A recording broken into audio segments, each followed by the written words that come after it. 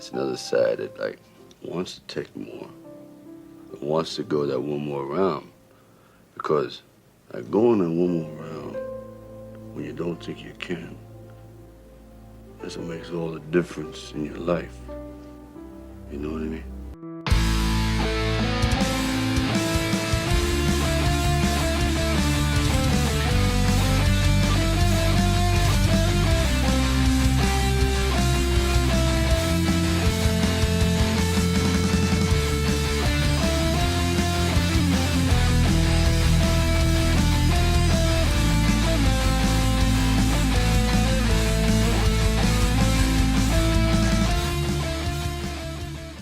Good day and welcome to another episode of One More Round, the Rocky Series podcast. Yes, ladies and gentlemen, we are starting Rocky Balboa. Yes, we are doing the director's cut version. And yes, this is episode 1. We're going to get into all that, how I got into possession of this and all that good stuff. I will explain it at the time of this recording.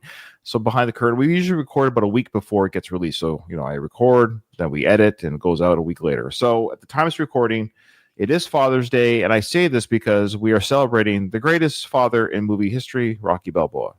I didn't know where you were going with that. Yeah. So there is a scene, I guess, right at the beginning that we're probably going to get to, obviously. I don't know. With our discussions, we might not even get to it. We did 20 episodes of Rocky 5, but I think the reason why there's a lot of episodes for Rocky 5 was that we did do the original with the versus the workers print.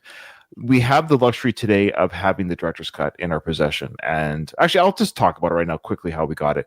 So I put the call out there, and a lot of people did respond, which was fantastic. A lot of people responded and said, hey, Ryan, here's a link to where you can buy it. Adrian did that at the Arcade Attack podcast. He gave me the exact link where to buy it. That's where I said, $75. Like, oof. And then I asked, are the deleted scenes this or that? People gave me a bunch of information and all that. So people reached out, and I legit want to say thank you to everyone who reached out.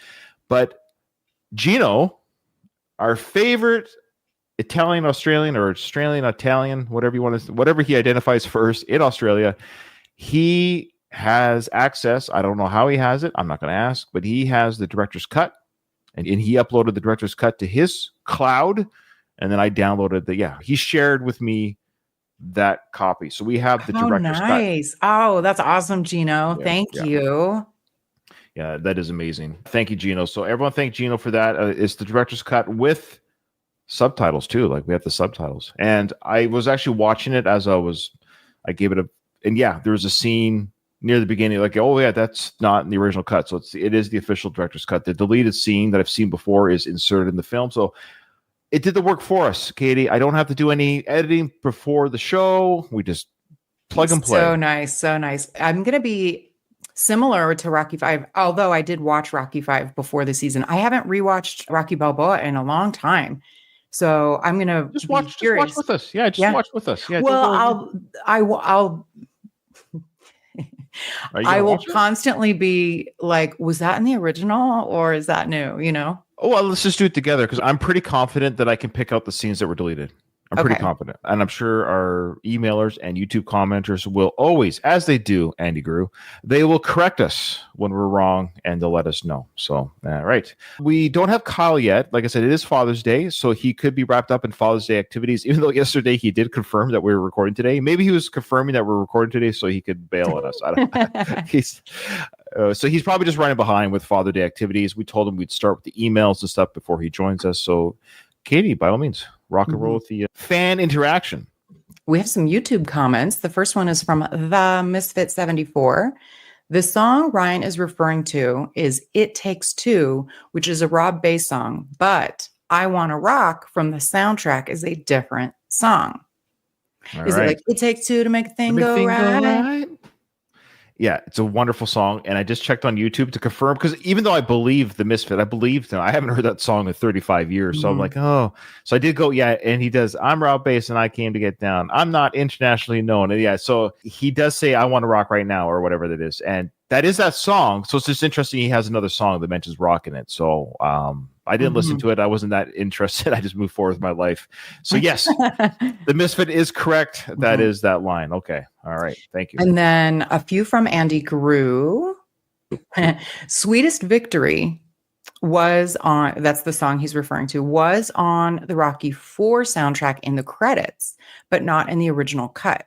Sometimes songs are planned to be used, paid for, and then not used, but they still paid for them, so why not? Okay. All right. Just so for context for our listeners, Andy did work in the movie industry for a little bit, so he does have some like legit insider analysis and insight. So thank you, Andy. And he's a bit of a film snob, and he's better than us in general. And I know when he listens to the show, he thinks to himself all the time how much better he could be. But that's okay. Check him out on the Van Damme podcast. All right. Another one from Andy. I am truly amazed they didn't use this. The original Rocky score was used in the Rocky 5 street fight. I inquired whether that was there or not. The music alone changes so much. Sly's acting here is better than anything that made the final cut. He's truly conflicted. Yeah, I think we're all in agreement there. Yeah, there's a worker print comments coming up later, but generally speaking, Sly's acting in the workers print, not pound for pound. Well, I mean, yeah, ratio wise, it was better. The performance was better than the theatrical cut. It was less R word, and there was more story, especially the end fight. He was conflicted. He didn't want to do this because in the theatrical cut, last on this is again, he goes, "Yeah, I'll show you, and I'm going to take you to," but I like the idea that Rocky was sort of pulled into it. It's like, oh my gosh, I just have to, because it's almost like a threat. I got to put this guy down. He's just going to keep punching the crap out of me. Whereas in the theatrical cut, he's like, I'm going to give the fans one more fight. You know, like, come on. Yeah, that's a good point. And the music does, his point is accurate about the music changes so much too. So I don't know why. Anyway, it kind of was a disaster now that we're retroactively looking. All right, now we have so okay. Well, actually, before you move on, then this is a question for all the listeners to answer in their head, and you can comment if you want. Now that you know that the workers print has so many beats and parts and elements that would have made Rocky 5 even better, is Rocky 5 now then just again a really bad, like, you know what I mean? Does it sort of secure the fact that Rocky 5 was such a missed opportunity and bad film? In a terrible way, the workers print is fighting against me for liking Rocky 5. Like, I've liked it more over the years, but now I'm frustrated again. I feel like I'm frustrated again because it could have been so much better. Because it still could have been so much better. Yeah. I think you're right. So the next comment is Eccentric Views, our favorite Italian Australian. Speaking of Gino, while editing my Rocky 5 fan cut, I noticed the recurring presence of the elevated train throughout the film. I believe it serves as a symbolic spiritual representation of Mickey. Next time you watch, pay attention to its appearances, especially in the theatrical cut's final scene where the train's glow coincides with Mickey's apparition, urging Rocky with, "Get up, you son of a bitch." Interesting. Yeah, I did notice the train was heavily used in Rocky 5. Okay. I never noticed it. You know what's interesting? Before I want you to finish your point, but I don't want to forget mine, is what Gino experienced there with his editing is what we've experienced by doing these films scene by scene. You start to notice things when you slow down the films that you didn't see on multiple viewings. You're like, oh, that scene. So it's interesting that he noticed that element of the movie when he goes, frame by frame. He's looking for shots or whatever it is to do his Rocky 5 fan edit. So yeah, I get you, Gino. What were you going to say, Katie, about the trains? Yeah, I did notice the heavy usage of it, and his point about it being like a symbolic representation of Mickey.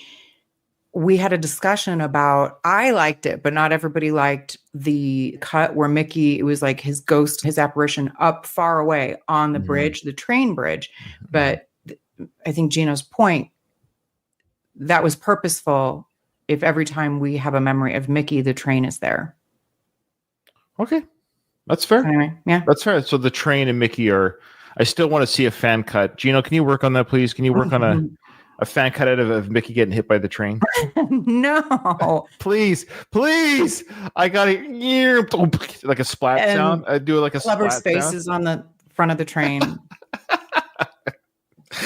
Yeah, actually, Drago was called the train. Wasn't he called something? The Iron Siberian Express. Yeah. Put a Siberian Express on the side of the streetcar and have it run over Mickey. But Clever kind of started the heart attack. I don't know. Look, are we trying to make sense of the timeline? Good point. Okay, moving on. Referring to the director's cut in Rocky Balboa, Kieran Healy has a comment saying, as far as I know, it's just the deleted scenes in the director's cut. That's according to Wikipedia. As far as I know, there's one scene that's omitted from it. So there's still a deleted scene that's not in the director's cut. Interesting. Okay, so I'll have to let us know, folks, which deleted scene that is. I think that's what he's saying. So even though those deleted scenes are inserted, there might still be one of those deleted scenes that you can watch on YouTube or on the DVD extras that's not inserted in this film. Okay. Mm-hmm. Okay. Escape 5150 says, this may seem a bit dark, but if they insisted on having Rocky 5 be what it was, they should have made Rocky die at the end. It would have given the movie more significance. I also find it crazy that Rocky's son has the power to age 5 years within a few days from Rocky 4 to Rocky 5, but throughout Rocky 5, he doesn't age at all. I guess he got all the superhuman advanced aging out of his system. It's the only explanation. Wasn't he originally supposed to die? Apparently, yeah. Yeah, again, I always say this. I don't know why I say this because people do it anyways. Correct me if I'm wrong. I believe the original script was him dying after the street fight, of course, that the injuries from Tommy sustained, which would have been. Can you imagine if Tommy, the character, killed Balboa? Like Tommy Morrison, the character, or sorry, Tommy the machine gun, he is already maligned and hated so much just for having a mullet, let alone for killing Balboa. Imagine he's the one that look how much Drago's almost hated for killing Apollo. So imagine how much Tommy, the character, would be hated for killing Balboa. Now, that being said, he was supposed to die in the ambulance ride home with Adrian in the ambulance with him, and Adrian was pregnant with their daughter at the time. That's right. Instead of Creed, we maybe would have gotten the daughter, yeah, Adriana or something. Adriana. What would have been? What do you want to name the daughter? Maybe after the mother. That's a good name. Yeah, but then the poor kid, the mother would have died of that woman cancer, and the baby would have been like 10 years old or whatever. Also, the time jumps. I mean, we have talked like on and on and on about the times. It's fun to do, but yeah, it makes zero sense. It's over. We're done. We're moving because I think the time jump here is sort of makes sense to this film. The age of in this film, meaning Rocky Balboa. 2006, 16 years after. Yeah. So sure. Milo Ventimiglia. I'm so proud I know how to pronounce his name. Milo Ventimiglia. He looks young, so he's 22 to 24. Yeah, that makes sense. He's 16 years later. He could even be close to 30. So actually, maybe he's younger than he actually is. Actually, that's a good point. Actually, we'll get to it. I know. I haven't really. Yeah.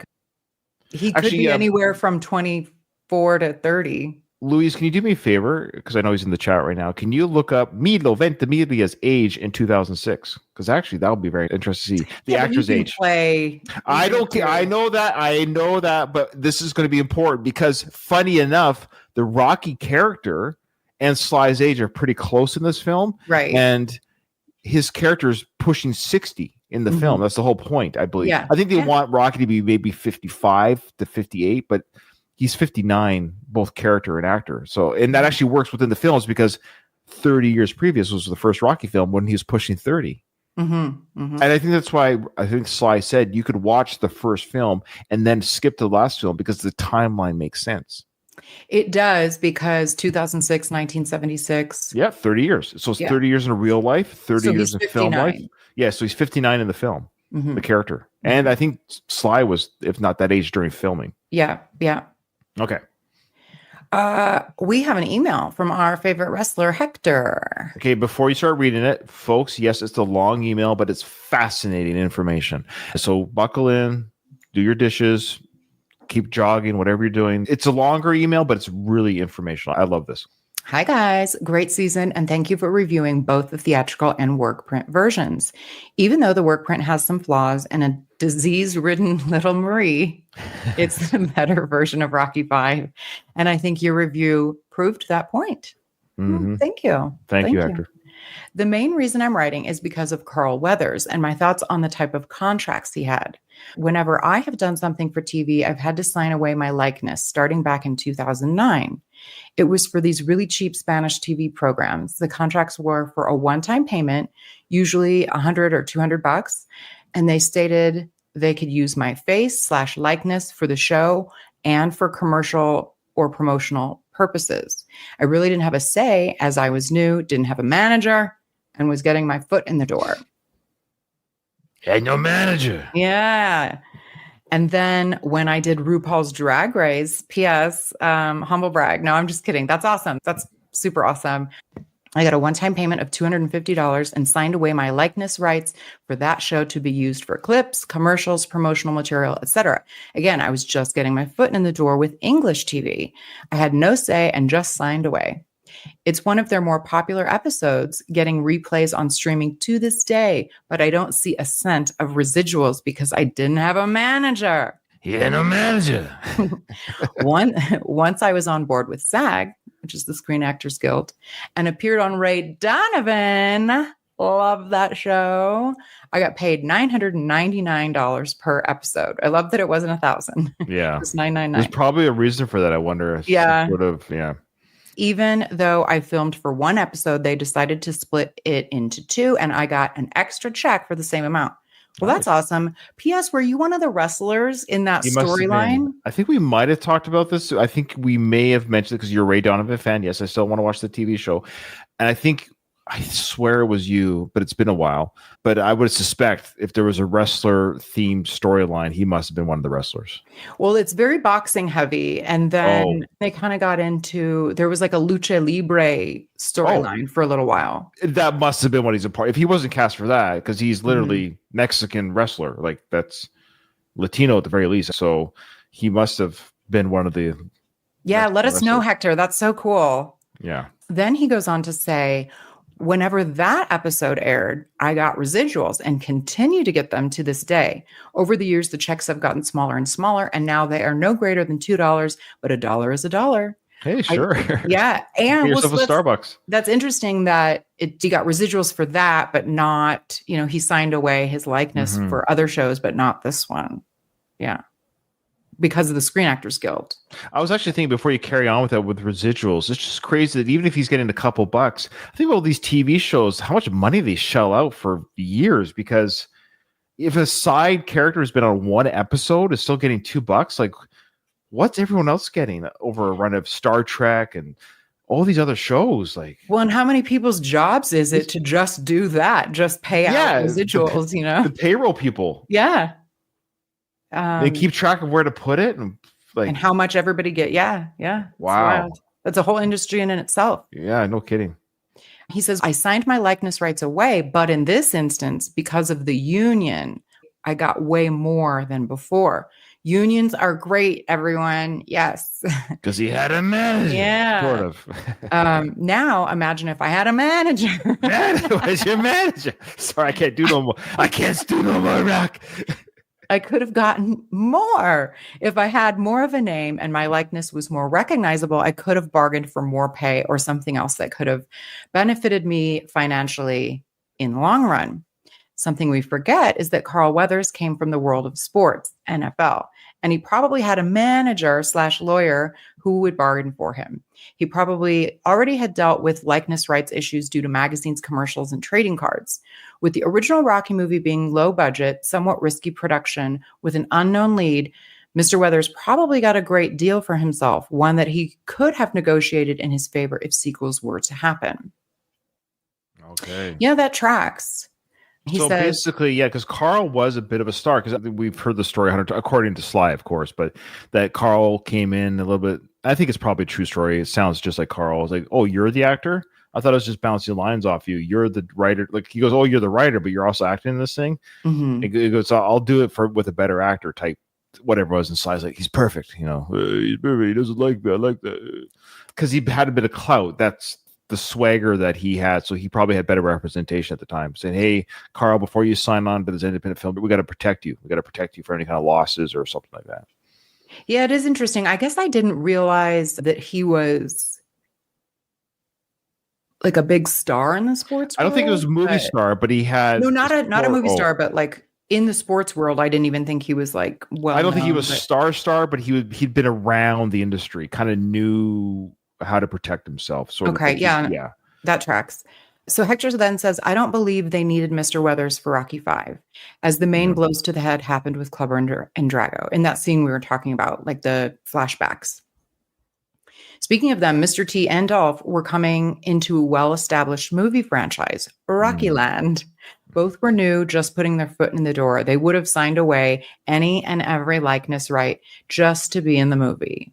Yeah, which you Definitely see now. Dolph. Definitely Dolph. Was Mr. T. Oh, I think in both films it said introducing Mr. T, introducing Dolph Okay, Lundgren. I think yeah, that's sort that's of right. the idea was that this is their big films.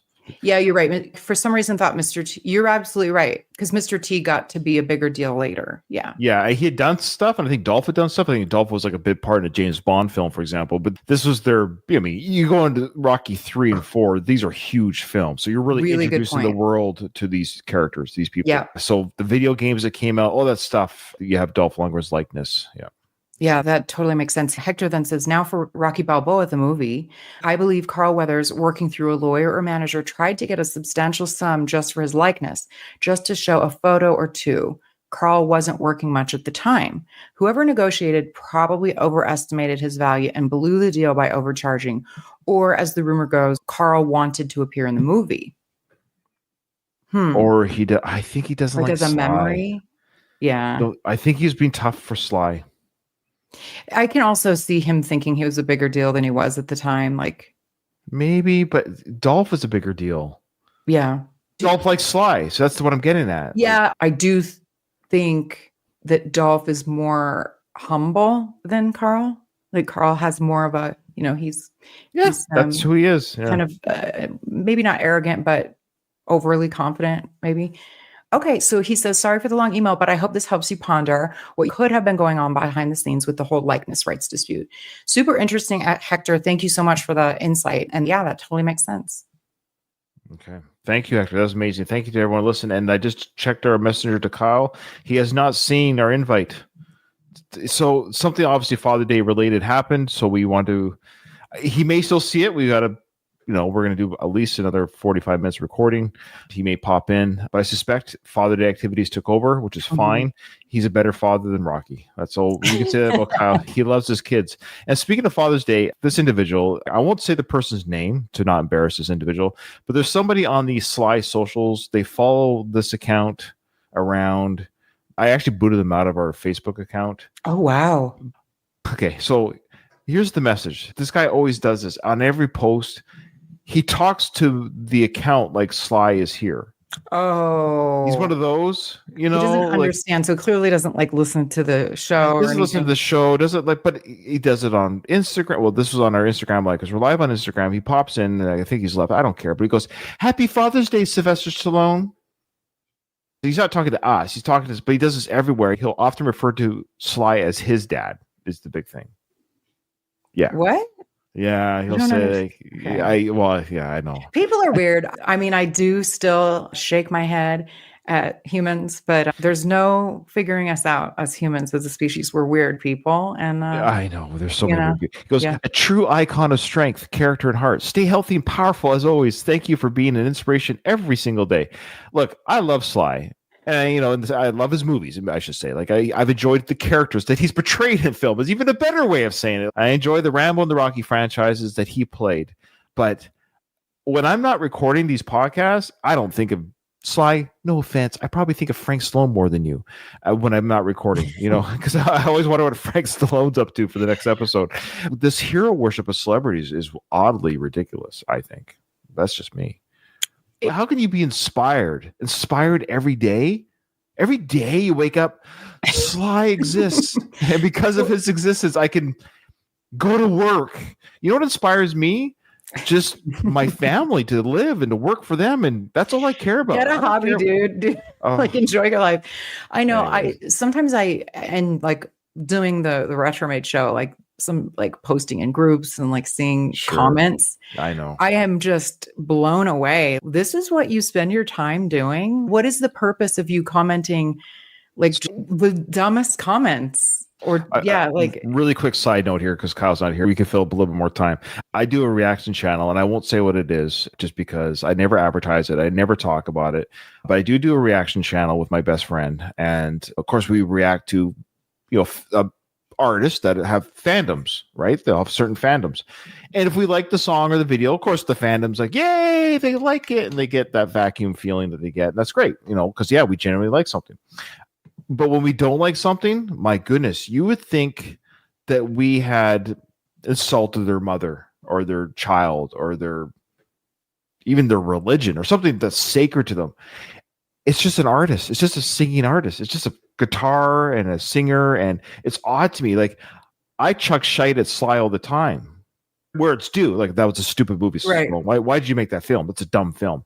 We might say whatever. That's fandom. Real fandom is being objective enough where you can say, that wasn't very good. That wasn't very good. You can do better than that. You get what I'm saying? Mm-hmm. So it's weird that some people, they can't see the forest because of the trees. There's such fandoms of what I'm getting at, that when we react to a song or something, it's like, you really? Every song is equally as amazing? How is that possible? Some stuff just isn't good. Anyways.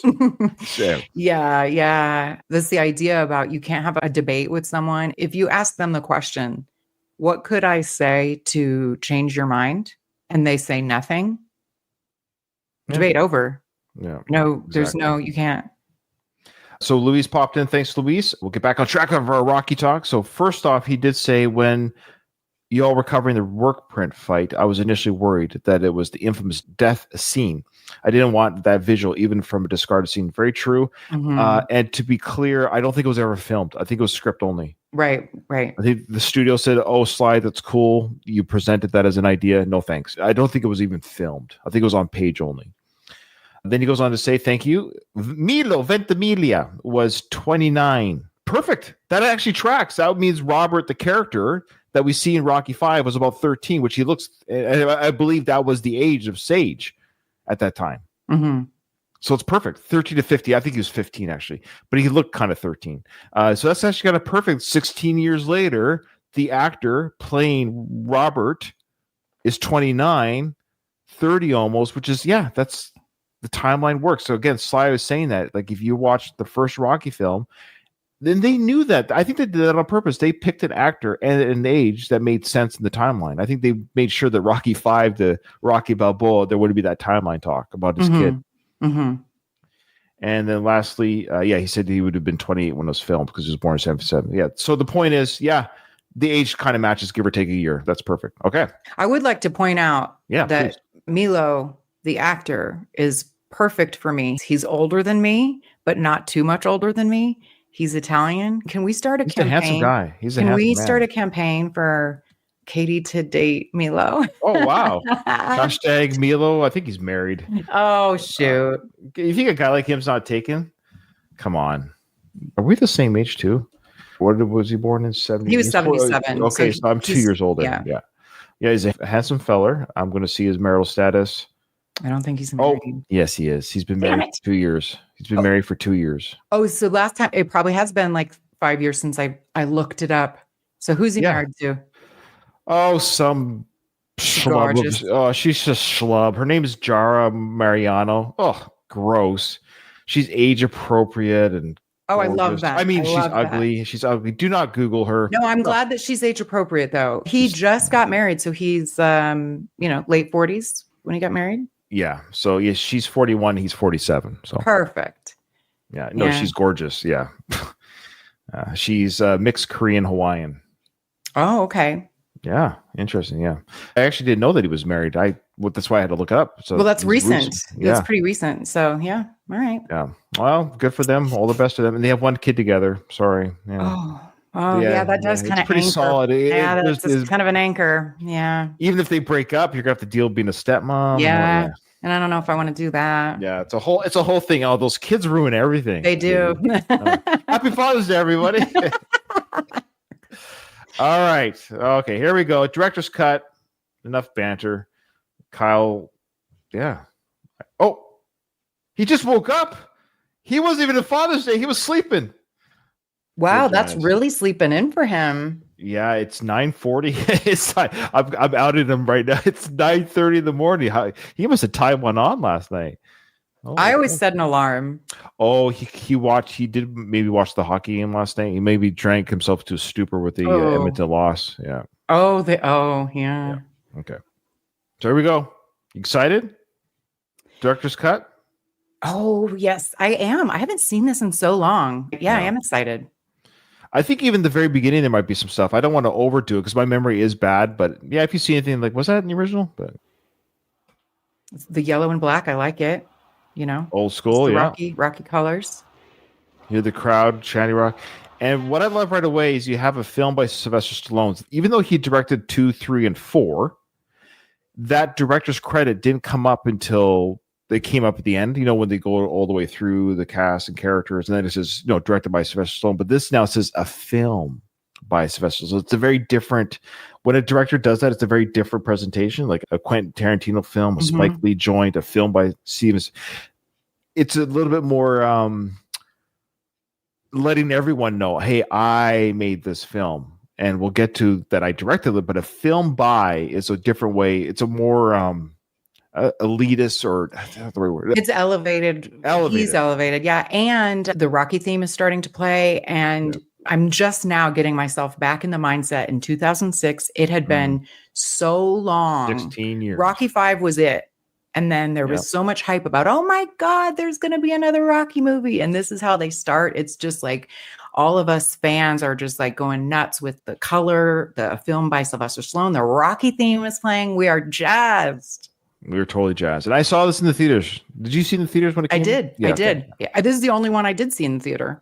Okay. I saw 3, 4, 5, 6 in the theater. Yeah. Yeah. I guess I only didn't see the first two just due to my age at the time. Yeah.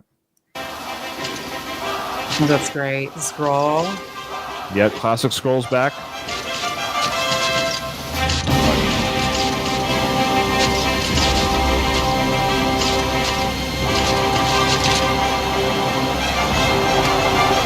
Now, what I do like about that scroll, did you catch what was happening? It was scenes from this movie. What would be normal for Rocky movies is to kind of show us the past, and this didn't do that. That's right. It showed you scenes that were going to happen in the film. Interesting choice, I would say. And now we're seeing fighters that we don't know. That we don't know. Yeah. And the announcers, of course, will explain who they are and what have you. And yeah, right away we're going to see Mason Line Dixon. And let's just get it out. Let's get out of the way, Katie. No offense to Mr. Tarver. You could kick the shit out of me. But we went from Apollo, Clubber. So Apollo times 2. He always looked fantastic, Mr. Carl Weathers. Mm-hmm. Clubber, fantastic. Drago was a god. And then even Morrison was a beast.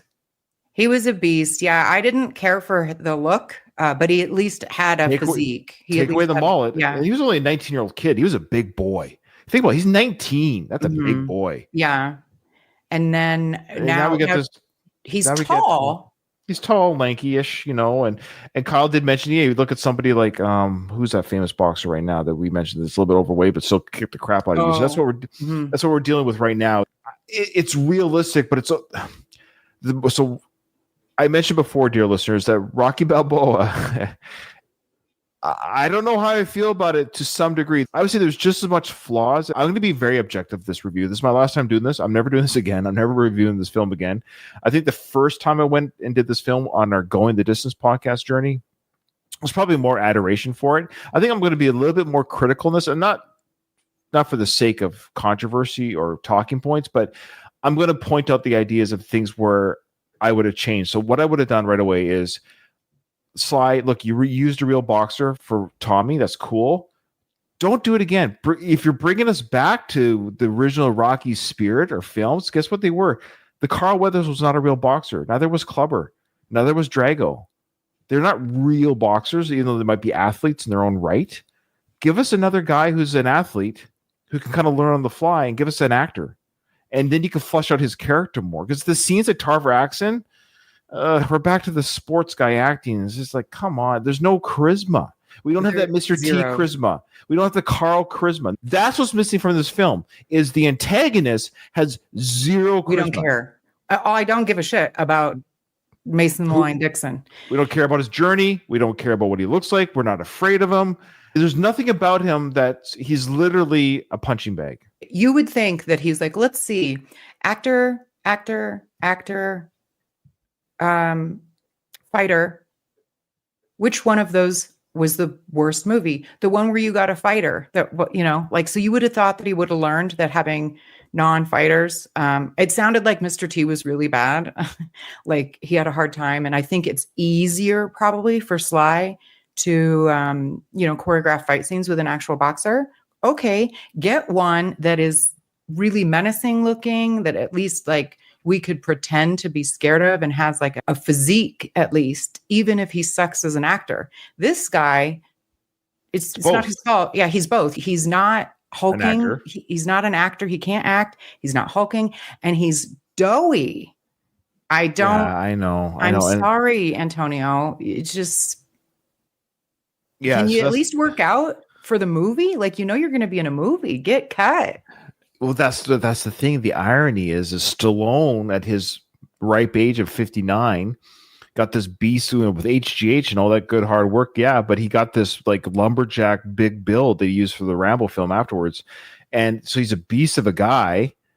So I find it weirdly. Do you think it was vanity? He didn't want to be shirtless with somebody who looked, like I would argue Sly at 59 looks better shirtless than Antonio does. What's the point? Was that on purpose? So did Sly truly pick did he Tarver was handpicked because he was doughy? Is that the idea? Well, I'm just wondering, because we know he's a kind of a vain person, and it's a valid question. I'm entertaining the question for real. He himself is no longer the perfectly sculpted sculpture as he was in previous movies. Sly, you can't be here. You're 60. No, you're 50, you're 60. That's why he hasn't been shirtless since Bolt in the Head, whatever that. And so I wonder if he didn't want somebody that was like perfect looking, because that would make him look worse, Yeah. Well, it has to be something to that effect. Was he cheap to hire to keep the budget down? So there's that too. But get an unknown. Get a Jonathan Majors. Of course, he would have too young, but that type of unknown, somebody who's just a beast of a guy who has charisma. Mm-hmm. Jonathan Majors. I hope he comes back to Hollywood. I'm sorry. He was so cool. He was the best part of Creed 3. Oh, he was amazing. Yeah, he was an amazing antagonist. He was a joy to watch in Creed 3. I hope he comes back because he's a great actor. Okay. Mm-hmm. Okay, so here we go. Yeah, we're seeing Antonio Tarver. Again, nice guy. Nothing against him. He can kick my butt. All those things are true. However, I'm watching a movie. That's all I'm saying. As a movie aesthetic, we need somebody with charisma and somebody who looks like they can really hurt you. Mm-hmm. Yeah.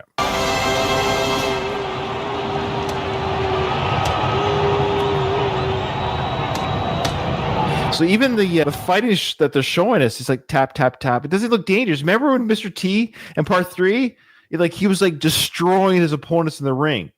Really good point, Ryan. This is just, it's like a sparring match. Yeah, tap, almost. Tap, tap. Oh, but it's realistic. I don't care. Again, this is the problem with this film. I don't care about the realism. I want to freaking... Where people, here's the thing, when you're watching Drago and Rocky fight, where people crying, that doesn't look realistic. No, the reason why people love that film is because it's like it's crazy 80s boxing.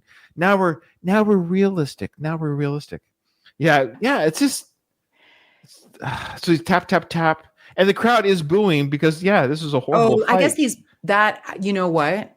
We spoke too soon, Ryan, because later that's why they're booing. They're booing because they're boring to watch. The crowd, and then his manager or somebody, they're like, nobody likes you, Mason Dixon. You're not a people's champion or whatever, right? So I think you're right. We spoke too soon. but let me do a quick off the top of my head rewrite on that. That's fine. Have the crowd booing. Have Mason, the character, be like I said, a menacing figure of some sort with charisma, destroying his opponents because they're too easy. The kind of like the problem with the paper champion. He hasn't fought a real fight. He's fighting bums, and he's gloating in his victories. And the crowd's like, dude, you're fighting bums. Make that the storyline. And then when is he going to fight a real champion? That's the narrative. They even asked that question. So it could have been he's cocky about the victories. So I guess you can make the sequence still exciting, but he's fighting bums. Because that's the problem. It's boring to watch this guy lay out people that are useless. That should have been the storyline. Because they say, when's he going to fight somebody of caliber, of quality?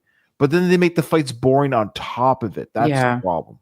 I'm also wondering, the realism, you're right. I think that was a big undercurrent with this movie, like trying to, even like the fight itself.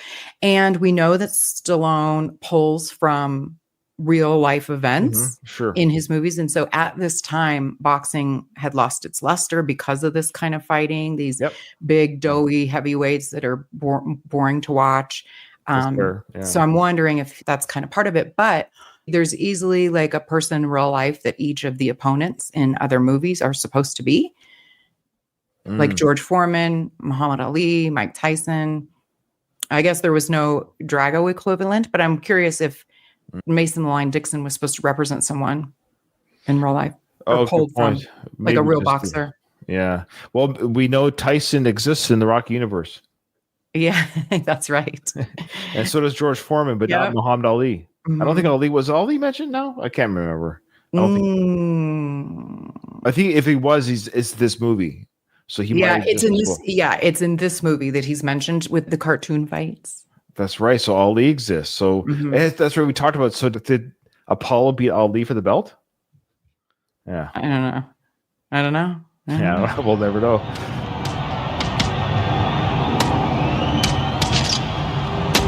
All right, here we go. There's something. Yeah, I mean, there he goes. He lays him out. I just don't like this style of fighter. I'm such a whore for nostalgia. So they do say that. My bad. Like, it's been a while. Don't add us in the comments. So it says here, yet another quick knockout for Mason. So there you go. Almost that's what they're saying. Perfunctory. Oh, good word. Almost perfunctory. The fans let them know how they feel about it. Hide the women and children. This could get ugly. This crowd does nothing to hide its anger over this latest debacle. Fans are mad as hell. They don't want to take it anymore. They seem to be blaming Dixon, a good fighter, for the decline not only of the heavyweight division guys, but of the entire sport. Okay, so there's the idea. So I guess it sort of, maybe I was speaking out of memory when I said, the problem here is Mason is a good fighter in the character, and he's laying out bums, and they're saying the fans are almost blaming him for being good. The same way we talked about with Tommy again. It's not Tommy's fault that Union Kane was a lame fighter. Don't blame Tommy that Union Kane is bad. Just give Tommy another opponent. So I guess the problem in this movie is the same kind of issues. I think that's what Sly was doing too. I think he brought some of the elements from the fifth film back into the sixth film to rectify. Well, Union Kane, they alluded to, he wasn't feeling his best, like he was maybe injured or sick or something, and it was George Washington Duke that kind of made it. You know, it was really, the anger should have been named at Duke. But in this case, also, I hate the aesthetic of this time period. Those long ass shorts, and I can go back to the 80s with the shorts. I just don't like this. Oh, Louise brings up a good point. Thanks, Louise. Maybe we should have Louise on the show and fire Kyle. Louise pulling up his big boy pants to fill in for Kyle. He says Tarver was a lightweight champ. 175. That is light. That's it's not. For a man? I mean, not in boxing. Considering heavyweight is 200, that's only 25 pounds. I guess so. I don't know anything. So he walked around at about 200 pounds. So Louise goes on to say he bulked up for the film to be about 230 for this role. And it was a dirty bulk just so he could gain the weight fast. So that's it's just fat. he just got fat. Is that what you're saying? Yeah, well, he's not that bad, but yeah, interesting. So there you go. He put on mass, to kind of that girthy mass, but it didn't translate very well on film. Though, because he looks lanky as is. Right. Imagine what is that, like 40, almost 50 pounds? Yeah. If he fought at 175. Oh, one of our faithful listeners watching us on the YouTube stream, Simon, says Tarver doesn't look in great shape at the end, which they mentioned in the commentary. Another reason Rocky doesn't better. Sorry, I might have misunderstood the last part. Maybe just clarify the last part, Simon. So he's saying that it was mentioned. What does Sly say? Look at Tarver, he's a schlub. I wonder how that was brought up. Oh boy. Oh, he says that Rocky does better against him in the finale. Still don't understand what you mean by that. Interpretation, Katie? Just the fact that Rocky, a 60-year-old, could even fight in the same ring with him, like Rocky does all right. So maybe Simon's saying that Tarver is intentionally maybe not the best looking fighter, because he is fighting a 59-year-old man. We did mention that before, I think, in our first run through this film. You can't have Drago fighting Rocky. There has to be some sort of semblance of realism. Tarver breaks his hand, blah blah blah. An older man will get winded. All that stuff. I get that. That's all the realism that Sly went for, and he succeeded. I guess there's a small part of me. We went from a street fight to fighting Drago to fighting Clubber. Like there was never a point in any of the films that there was a realism. It's just odd that the sixth film had this realism. It was a sign of its time too. I think, at the time, I think we were all just so jazzed to get another Rocky movie. But now it's been, oh my God, almost I know it's 20 been years since this. It's been 19 years. It's been longer from this film's release than from 5 to part 6 by 3 years. So now looking back, we're noticing things because we're no longer in 2006. We're no longer got the rose-colored glasses. Yeah. The honeymoon's over, folks. Mm-hmm. The honeymoon is over. We can be more objective about this film. And so we see he's got a big entourage, this Tarver. He's got all these belts and entourage and money. And Louise does say that he thinks Mason Dixon is Floyd Mayweather at the time. Okay. Oh, that's interesting. If Kyle was here, he'd be able to say yes or no. But Kyle bailed on us. He went on a bender last night. That's really interesting. I am slightly obsessed with Floyd Mayweather. He's a shitbag of a human, but my God, is he a good boxer? And he's attractive and he's cut. So get somebody who looks like Floyd. Just have Floyd. He's too little. Actually, Louise, Google Floyd Mayweather's age in 2006. Imagine if they got him. I'd be curious if they could have gotten him for this role. He's so small, though. Slice 5'4". True. Yeah. What's wrong with Rocky being taller? You can have him. He fought Thunderlips and Drago, who are taller. It's okay if in fact, you could argue he is taller than his opponent, who's younger and stronger. So that's okay that Rocky has the height advantage. Well, and he was bulkier. Ironically, this is the only film where Sylvester Stallone could have actually been a heavyweight. I think he probably actually weighs over 200 pounds in this movie, whereas in prior movies, he was more like a Floyd Mayweather, like 150, 160 pounds. That's right. So Simon, thank you for the reminder. We'll get to that when we get to this in 20 episodes, when we get to the final fight. But that's right. The commentators do mention that Mason doesn't look like he's in great shape, which is a way, again, in a realistic way, addressing why Rocky was holding his own against a kind of out of shape opponent, where Rocky comes in very great shape for 59-year-olds. So that's the balancing act. Would Floyd be a better or worse actor? Hey, there's no way he'd be worse. Charisma. I doubt he'd be worse. He's got charisma. He has charisma. Hey, side note. And we like to hate him too, because he's a shitty person. There you go. Oh my goodness. What was his age? Somebody tell me his age in 2006, because boy, if we could retroactively cast him, he might be the perfect person for this film. I'm guessing he would have been like maybe 30-ish. Oh, that would have been amazing, Katie. I'm just guessing. Okay, because talk about charisma and not being liked. I enjoyed the Roadhouse movie with Jake Gyllenhaal. I actually had fun. Like, I didn't compare it to the Patrick Swayze. I just watched it as a film.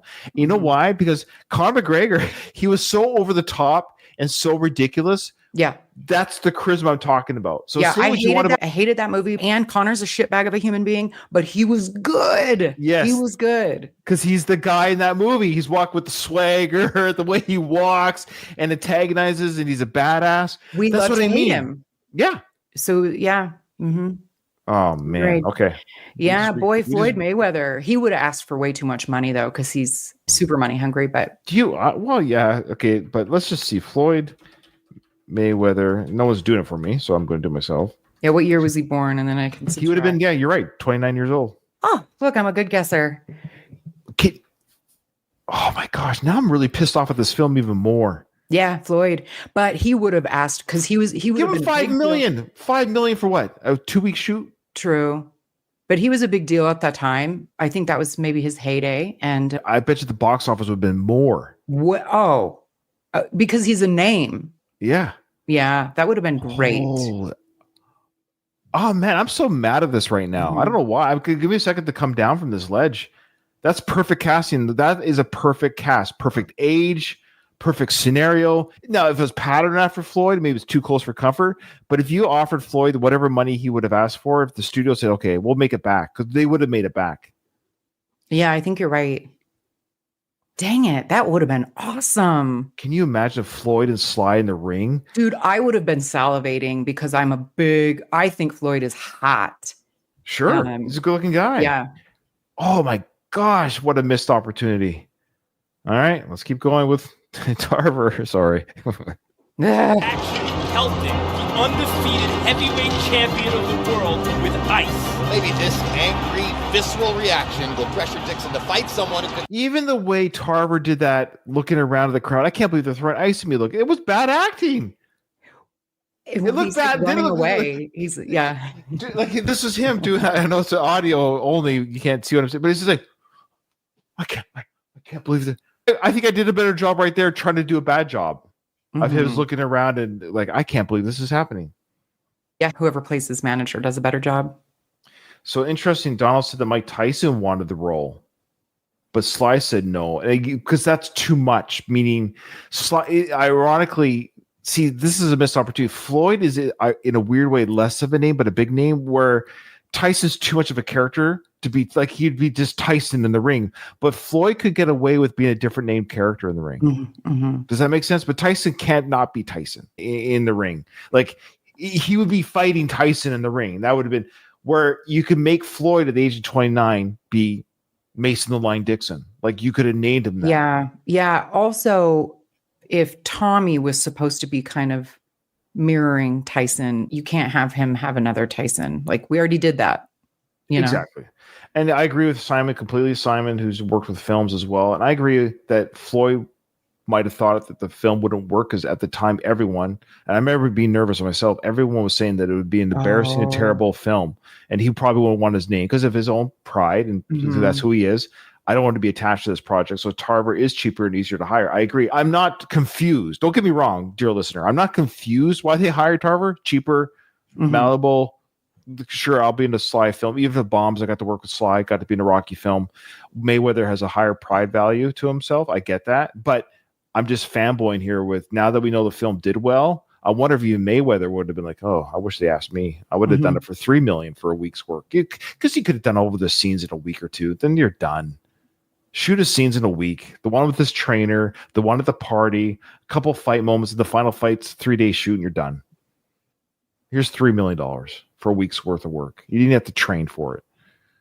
I think they still would have had to pay more than $3 million. But either way, that's nothing. I mean, what was the budget of this movie? A better podcast would have it up. I have a feeling it was a significant budget. So Do you think so? We'll make a guess. I'll tell you right now. What's your guess? I'm going to guess $50 million. It's a good guess. I would say a little higher. I would say like 75 million. We're both wrong. Is it lower? 24 million. Okay. Okay. All right. All right. Fight back for a change if there's somebody out there. All of boxing is hoping for a warrior who thrills us with his passion. A warrior who thrills us with his passion. Gee, I wonder who that could be. And then the Take You Back plays. Oh, Yeah, see, here we're we getting go. all the nostalgia beats. Frank Stallone's back, baby. Take it back. Do, take it back. Oh, this is just like the first one now. That's right. We're going back. Just like the first one. Well, I've been This is reminiscent of the second opening. But the first film, they did sing Take It Back. They did sing that at the street corner. Yes, they did. Yeah. So now we're going through the streets of Philadelphia at the time. We're going, what do you call it? The stock shots of Philly, whatever crew went around and filmed, Philly at the time. Looking as lovely as ever. Looks pretty rough. Yeah. And now this looks nice, though. This looks like just a middle of the road area. And now Rocky's alarm goes off at 5 a.m. Oh my God, that was a gorgeous picture of Talia. Yeah. And there we go with HGH Sly. His head's a little bit bigger than normal. Yeah. And this is the problem. The HGH does make the head go a little bit bigger. He looks better now in 70-something because he stopped doing it. But that's okay. So, yeah, we see the picture of Adrian. If you're watching this cold, you don't know. You just think, oh, it's a picture of his wife. You don't know she's passed yet. It hasn't been like the big reveal is when he goes to the grave. It's never talked about. Yeah, I'm kind of surprised. This is the first time we see him, and we're like, oh, Rocky's an old man, not old man, but wow, this is a different Rocky. He's definitely aged. Like that's kind of a shock shot, but he does not look good. He looks better later. I'm kind of surprised that he chose to. Is it supposed to be shocking for us to be like, oof, what happened, Rock? No, it's just time's undefeated, Katie. Time's undefeated. Louise also says that Floyd is way too small for the role. That could be true too. He's a 160 at the most.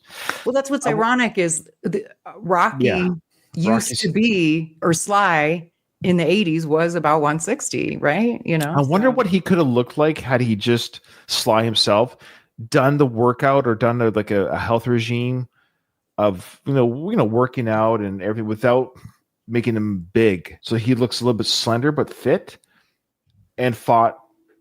There's a lot of good-looking 59-year-old men who have nice bodies who take care of themselves. It doesn't have to be huge. Bulk. He went for bulk. Again, if they hired Floyd, Sly with a proper whatever could have been like, yeah.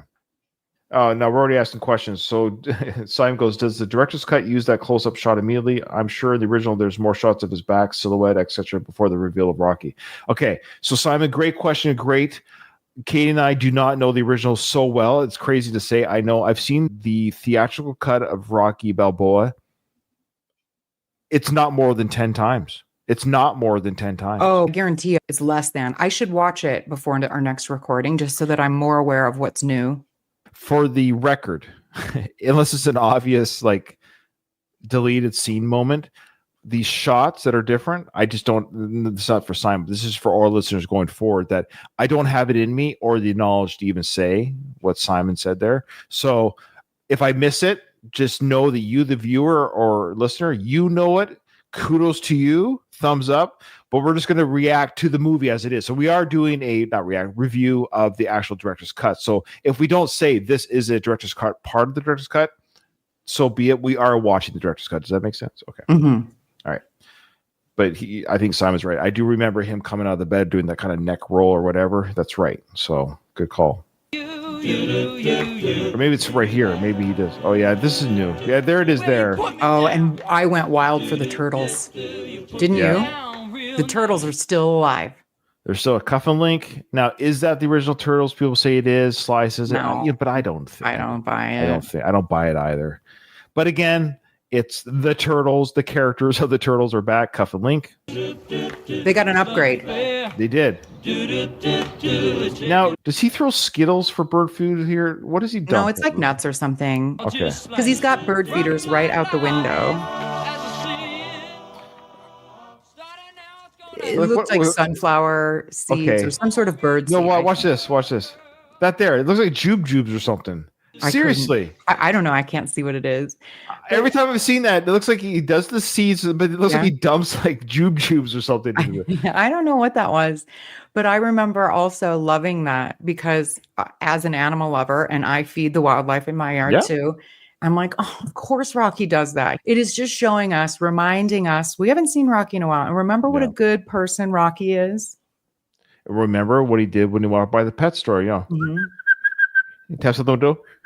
He loves animals. And so this is showing you that his love for animals, and also nod to Adrian, who loves animals and worked in the pet shop. So he still has the Adrian connection of taking care of the animals. So his life is a zoo because Rocky likes going to the zoo. Why does Rocky like going to? Okay, I'll stop.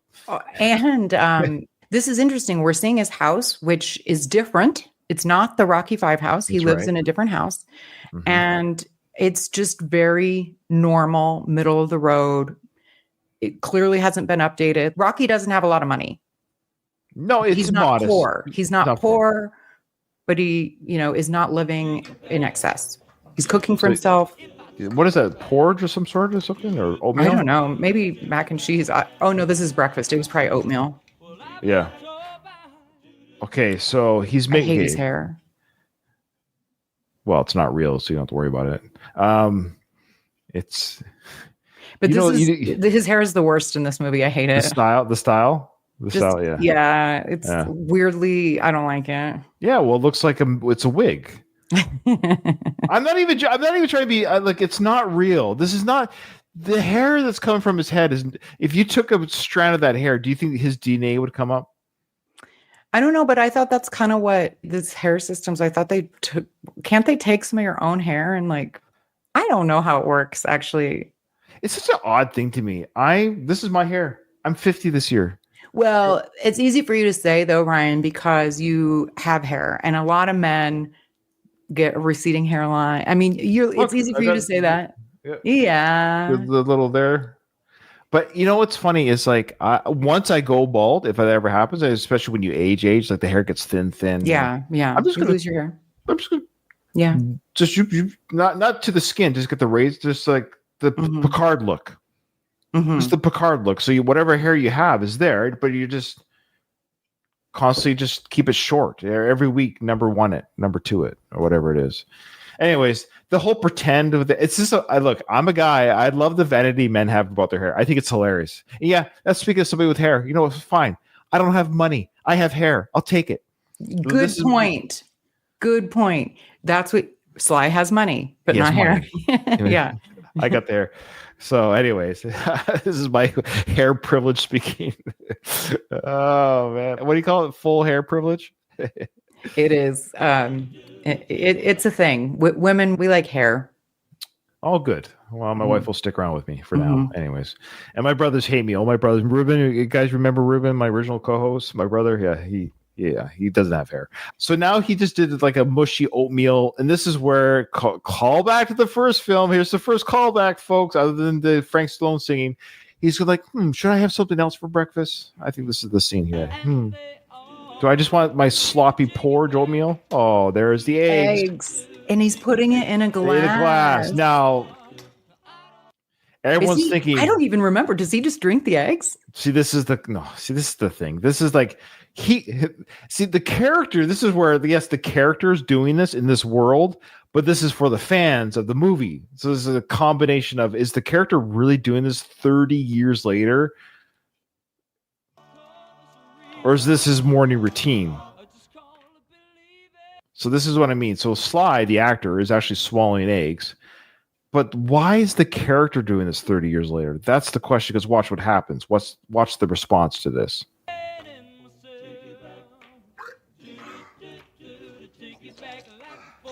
He spits it out in the sink. I totally forgot about that. Which is like, again, so why did the character do that? Did he think to himself, on this one day... I trained for Apollo 30 years ago, and I swallowed eggs and went for that run with my what were those shoes called again? Converse. Yeah, and my sweaty sweats, my dirty sweats. So that's the question. Why did he do this, Katie? He didn't like the experience, so he hasn't done this in 30 years. Why did he do it today? Yeah, it's one day, because clearly if he did it yesterday, he wouldn't do it today. Yeah, exactly. Yeah, of this response. I thought what he was going to do is put them in the glass, and that would have been our thing to be like, ooh, but then he pours it in a pan and cooks them. Yes, that's what he should have done. Sly, I love you, but that was fan service to a frickin' T to show, because now he's reacting like we all would have reacted when we first saw, like, why did you swallow those eggs? So now we're saying, yeah, that's the real response. You're going to spit out the egg. It's gross. He already knows that they're gross. Like he's, again. So it should the fun gag. The fun gag would have been, you're right. He puts it in the glass, does it like this, shakes it around, like and then you see him scrambling, frying and eating it with his breakfast, and everyone's like, okay, that makes more sense. It does make more sense. All right, so Simon goes on to say, you know what, Simon, you're not harping. If you're here with us live, Simon, we'll take your notes. I'm saying I'm not researching it. I'm done. I can't stick no more of this director's cut nonsense. So Simon says, sorry to keep harping, but you're not, about the different edits. The eggs isn't in the director's cut. It's better used in the original part. Sorry, the eggs isn't in the director's cut, but that's what we're watching. It's better used in the original as part of the training montage, getting back in shape. I think maybe what he's saying is this is in the director's cut, not in the original. In the original, it comes later when he starts training. Is that what you're saying, Simon? I think so, because we are watching that. I'm 90% knock on wood. Gino gave me the director's cut because there is a scene. Well, I'll say it because I know there's a deleted scene where he talks to Andy from the bar. That's not in the original cut, so I know this is the director's cut. Yeah, but I think you're right. I think you're saying this gag was played during the training. Okay, that's coming back to me now. Okay, all right.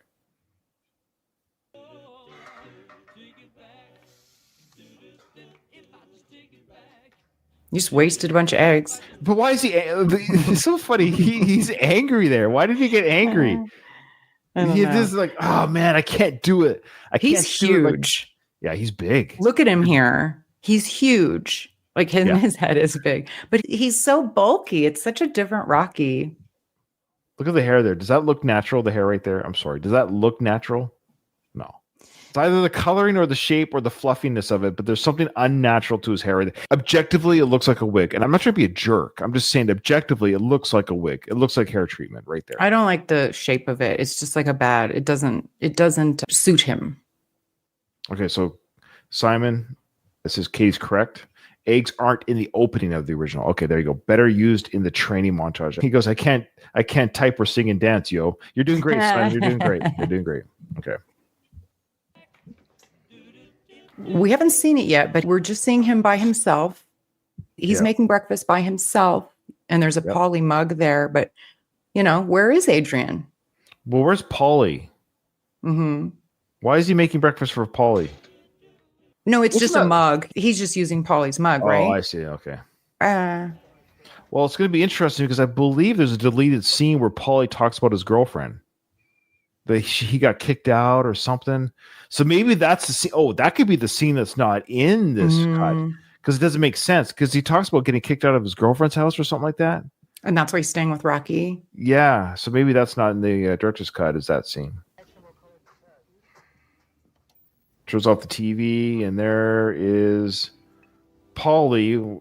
This is Kyle this morning. What we're seeing right now is Kyle. This is Kyle this morning after his bender. He's got his painting there. That's a Polly painting. That's a Burt Young painting. Yeah. Yeah. His real paintings are in this film. The Polly character paints, but Burt Young paints, and that's his paintings in this film. Oh, there's 3 of them here. I like the zebra one. There's probably old Polly. Yeah. Old Burt Young. Yeah. Rest in peace to Burt, of course. But not to the Polly character. He's alive and well in this film. A little bit hungover. He's got his crack pipe there. Or his ashtray. What was that? Ashtray? Oh, I thought maybe it was his glasses because it was with a paper. Rocky's looking at some pictures, and Rocky living in the past, which is true. He is hyper focused on the past. Of course, we're going to get to that in later episodes, but I wanted to say it really quickly before we close today. It's interesting, even the character in Creed, which we'll not be covering again, but he goes, "Oh, my stuff is there in the past behind me." That's kind of the problem with the Rocky character. He has a really hard ability to live in the present. Mm-hmm. Just enjoy especially the moment. without Adrian. I mean, I think that's the key is that if Adrian were here, he would be living in the present with her. No? Yeah, no, I agree that the Adrian, of course, lost, but that's the whole problem. But think of all the years. But yeah, you have a freaking grandkid and the son. This is what I'm like. Look, I love my wife. Don't get me wrong. But if and when not when I'm old, I shouldn't die after. Yeah, I should die. You should die her. first. You should. Yeah, because I am older, and men do die sooner. So the point I'm trying to say is, I hope, live your life, Becky. Don't stop living because that's ridiculous. Then that's 2 deaths. Yeah. Like you still have your life.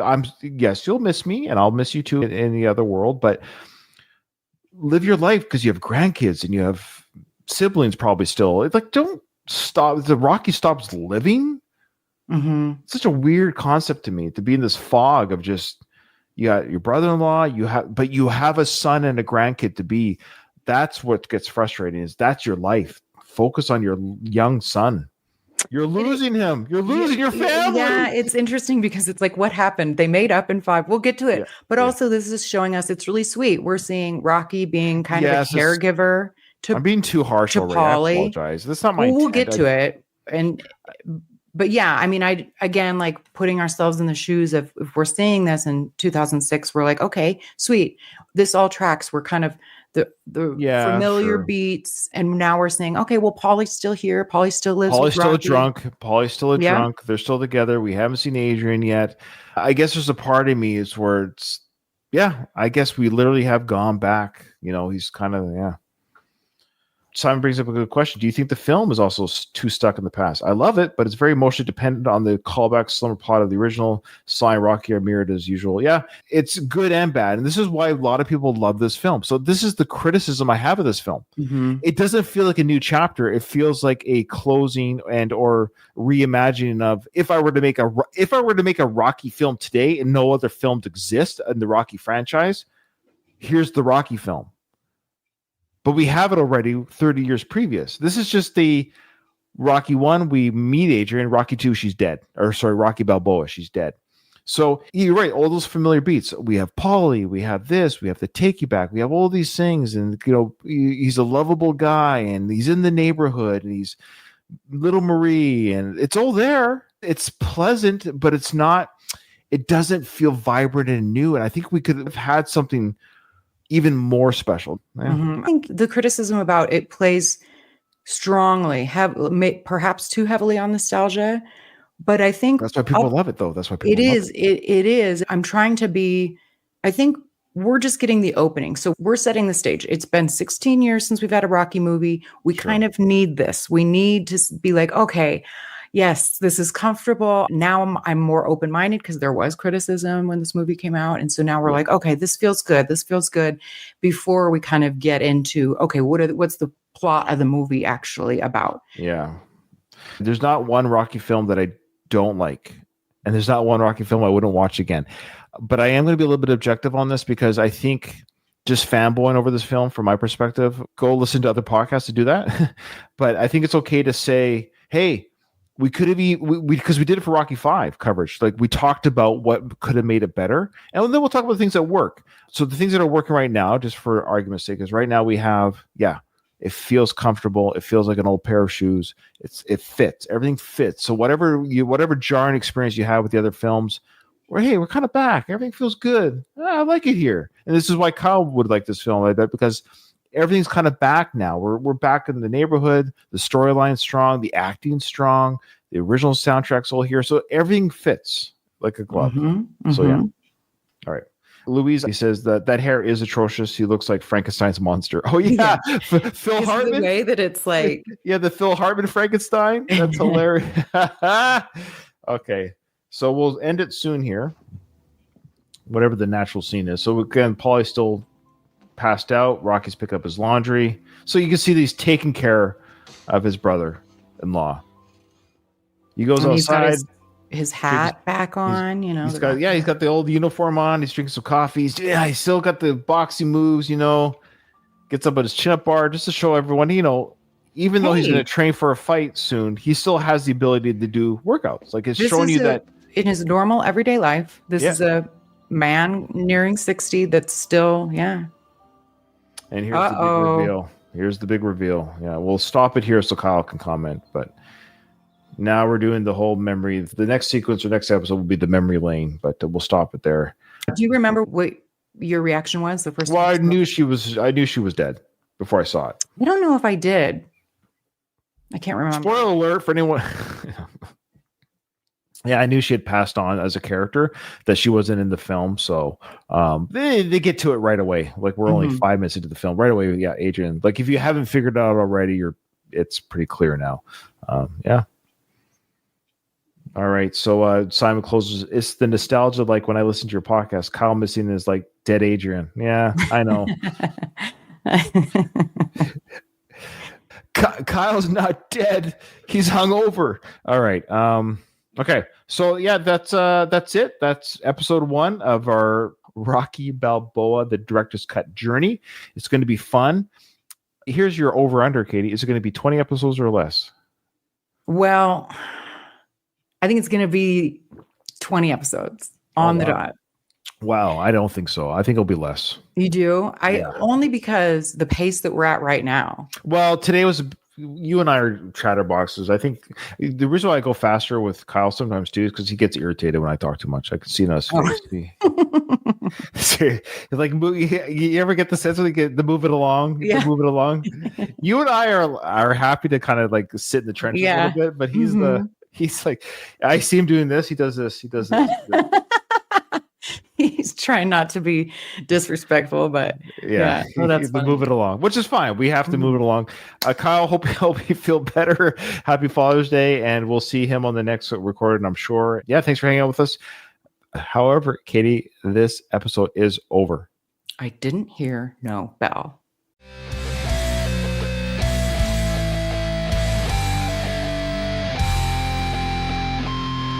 I just want to say one